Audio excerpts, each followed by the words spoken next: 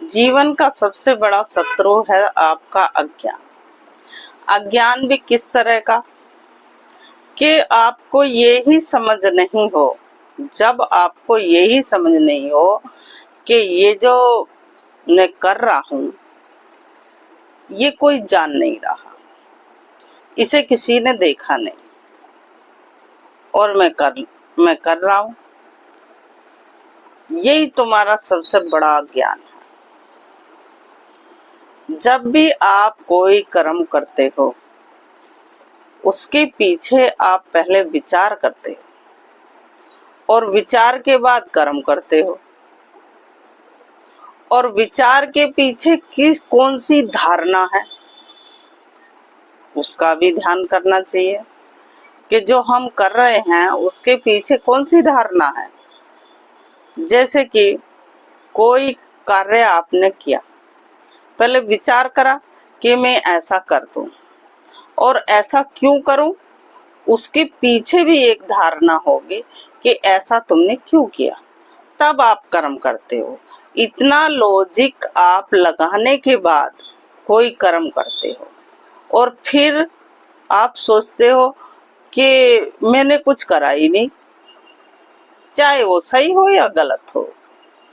अगर इसके पीछे तुम्हारी धारणा सही है तो आप भी सही होगे और उसका जो परिणाम आएगा आपको लौट के आना तो वो जरूरी है, क्योंकि जब कर्म करा तो उसका फल तो जरूरी होगा।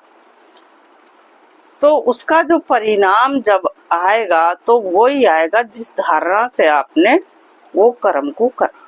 ये घटना सबसे पहले आपके अंतकरण में घटी, उसके बाद दूसरे के पास आई और फिर संसार में उसका कर्म फल बन के आपके पास फिर रिवर्स आएगी। ऐसी कर्म की गति है।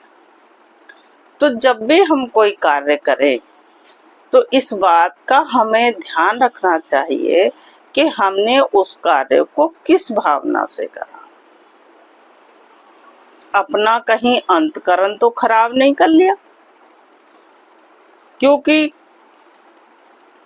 कोई भी कार्य जो हमारे सबसे बड़े शत्रु हैं वो है ईर्ष्या, द्वेष, अहंकार। ये सब हमारे बहुत बड़े शत्रु हैं। क्रोध, तो इनसे हमें बचना चाहिए। इनकी जगह हमें दया, प्रेम तो जीवन का आधार ही है। इसको तो अपने अंदर से कभी विलुप्त नहीं करना चाहिए। इसके लिए मैं अलग से एक वीडियो बनाऊंगी कि इसका क्या हमारे जीवन में बहुत बड़ा रोल होता है। और बाकी जब ये सब विचारधाराएं तुम्हारे अंदर होंगी और उन विचारधाराओं से किया कर्म जो संसार में फैलेगा और वही आपको लौट के आएगा, तब आपका जीवन सुखी होना शुरू हो जाएगा। अगर जब तक आप ईर्ष्या, द्वेष, निंदा, अहंकार इनसे भरी भावनाओं से कर्म करते रहोगे, तब तक वही चीज रिवर्स आपको लौटती रहेगी। सबसे बड़ी चीज तुम्हारे भावना पर आधारित होती है। कहते नहीं है कि भगवान भाव के भूखे होते हैं, चीज के भूखे नहीं होते। इसलिए भाव को शुद्ध करना बहुत जरूरी है। चाहे कर्म थोड़ा ही करो, लेकिन भाव अच्छा होना चाहिए। भाव के बिना कभी भी तुम्हारा कर्म अच्छा नहीं हो सकता। इसलिए हमें भाव पर बहुत ध्यान देना चाहिए। जब तुम्हारे अंतकरण में कोई घटना घटती है, सबसे पहले आपने ही उसको जाना।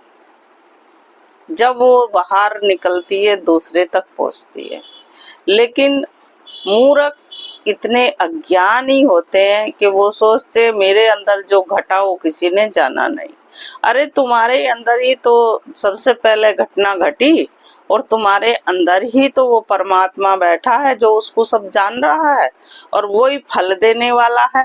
और वो ही तुम्हारे कर्म का भोग देने वाला है। दृष्टा तो तुम्हारे अंदर ही बैठा है, वही तो देख रहा है, उसी से तो तुम्हारा जीवन बनेगा,